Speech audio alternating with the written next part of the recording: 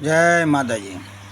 મેં એક વિડીયો જોયો કે આપણે લગ્ન પ્રસંગમાં હજારો લોકોને જમાડવી છીએ, એટલે આપણા બધા હગાવાલા જ હોય ને, આપણા સંબંધિત હોય ને બધા.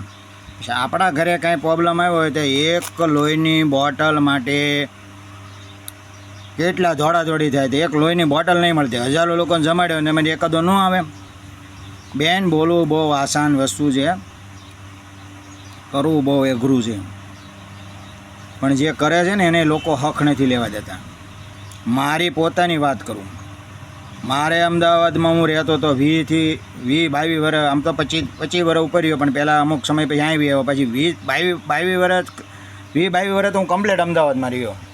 હવે મારે કેટલી ઓળખાણ હોય, મારા દુકાનો હાલતી. એટલે અમારા ગામનાનો એક જણાનો ફોન આવ્યો કે રમેશભાઈ બોલો. મેં કીધું હા. મને બધા ગામમાં રમેશભાઈ કે ઓરિજિનલ મારું રામજીભાઈ છે, ગામ મારું ચકમ્બર છે. કે લોહીની બોટલ 3 જોવે છે ભાઈ, ફલાણો છે એની મમ્મીને દાખલ કર્યા છે, લોહીની બોટલ 3 જોવે છે. હવે તે વખતે તો મને એટલી બધી કંઈ ખબર જ નહોતી પડી, હું ક્યારે લોહી આપતોય નહોતો. આ તો 15 વર્ષ પહેલાંની વાત છે. એટલે તે વખતે લગભગ મારે 4-5 વર્ષ તો હું થઈ જ જતા અમદાવાદમાં. અને તે પહેલાં હું 2-3 વર્ષ રિયલ હતો બાપુનગરમાં. કે કાંઈક સેટિંગ થયું એટલે મેં એક ભાઈ કાયમી કહેતા હું લોહી આપું. એટલે મેં એને ફોન કર્યો. મેં કીધું આવી રીતે લોહી આપવાનું છે, પણ મને કે હું રસોડામાં છું. રસોડા કરતા હતા, એ જમવાનું બનાવતા હતા, રસોઈયા હતા. પણ મને કે આવી રીતે શિફ્ટ હું નારોલની ઓલપા છું, તો હવે પારડી બ્લડ બેંક આવતા મારે વાર લાગી જાય. કટકે રહી ગયો. સ્પેશિયલ રિક્ષા બાંધીને આવો. મેં તે વખતે લગભગ એનું આવવા જવાનું 180 રૂપિયા ભાડું ચૂક્યું. કે એક વખતનું 180 હોય, 200-300 રૂપિયા ચૂક્યો. બહુ મને મગજ મારી, ભાડું મેં ચૂકવું ટૂંકમાં. અને હું ગોતાઈ થઈ ગયો, ત્યાં મેં ભાડું ચૂક્યું સ્પેશિયલ રિક્ષામાં. કારણ કે મારે દુકાન હતી, મારે બી ટાઈમ નહોતો. બરાબર. એ બેંકમાંથી બહુ રકઝક થઈ, એમ સિવિલમાં નથી આપતા બ્લડ ને આ ને તે ને એવું બધું લગઝક થઈ અમારે. તો બી ઓલા ભાઈએ પરણે કીધું હું કાયમી બ્લડ આપું આ તે ને. પછી વળી માંડ આપ્યું, ઓળખાણ આમ કેમ કર્યું ત્યાં. અને બહાર લઈને બ્લડ લઈને બહાર નીકળ્યા ને તેમનો ફોન આવ્યો કે સેટિંગ થઈ ગયું છે.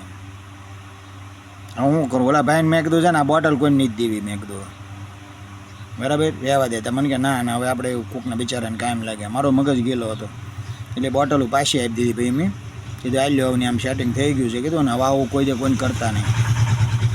પછી હું મારા ગામડે આવ્યો અને મારા ખભામાં ઠેલો અને હું ગામડે આવ્યો. એટલે હું મારી શેરીમાં જતો ને, ભાઈ પાદર ગલ્લે ઊભો હતો. એ જે એના મમ્મી પછી ઘણો સમય પછી ઓફાઈ થઈ ગયા હતા. પણ એ ભાઈ મને શું કર્યું ખબર છે? ખાલી એટલું કર્યું, નો ઊભો થયો ને ગલ્લે ઊભો હતો ને ગલ્લે પાણી હોય કે લે ભાઈ પાણી પીતો જાય, માવો બાવો ખાતો જાય, ન કીધું.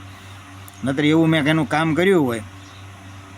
અને માણસ મને સારી રીતે ઓળખતો હતો. મારા ગામના ઘણા બધાના મેં આવા કામ કરેલા છે. તમે આવો ને એટલે તમને બોલાવે નહીં. તમે એની ગમે એવી મદદ કરી હોય ને, મને ખબર પડી ને કે આ મારી હારે રહેવાવાળો વ્યક્તિ છે, તો મેં એને ઘરે દાણા હોતા ને ભરી દીધેલા છે. કે તમે તારે કેટલા મહિને મેળવો પૈસાનો? તો કે મહિના 2 મહિનામાં પગાર થાય છે ને, આ પગાર તો આમ વ્યો છે, ઓલો પગાર આમ વ્યો છે. મને 2 વર્ષે પૈસા નહીં થયા. મેં એને બતાવેલા નથી કે હવે પૈસા તું ક્યારે આપે, અને હાથે દેવામાં સમજતા નથી. એટલે પછી કરવી પડે માથાકૂટને, પછી બગડે સંબંધ. જય માતાજી.